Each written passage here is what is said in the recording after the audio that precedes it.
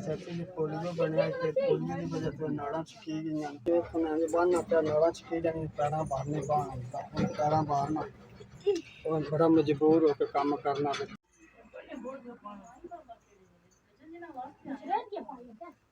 अस्सलाम वालेकुम जी, मेरा नाम शायद इमरान है। भट्ठे का काम करना मजदूर हाँ। छोटे बच्चे 4 तो मजदूरी को नहीं होंगी। लाते पोलियो बनी है, मैनू बुखार होया निक्के होंदियां। बड़े हालात खराब न। लून होंदा, मर्चां को नहीं होंदियां, मर्चां होंदियां, गड्ढे को नहीं होंदे, आलू को नहीं, कोई शै भी। अद्धे भुखे रहिंदे न, अद्धे रज्जे रहिंदे न। भट्ठे उत्ते काम करके भी कर्जा जेह्ड़ा उन्हां दी साडे हल हुंदा, साडा जेह्ड़ा कोई नहीं बधदा न। उन्हां हिसाब सीधा करदे न। वो कर्जे थल्ले दब्बे न, निकलन नहीं देंदे, ना सीधा हिसाब करदे न। चौं बच्चों का वक्त बड़ा औखा पिया गुजारना, जां अल्लाह दे सिरे ते गुजारना पिया। जेह्ड़े हाल विच अल्लाह पाक रखे उस हाल विच बच्चों का अपना टाइम पिया गुजारना।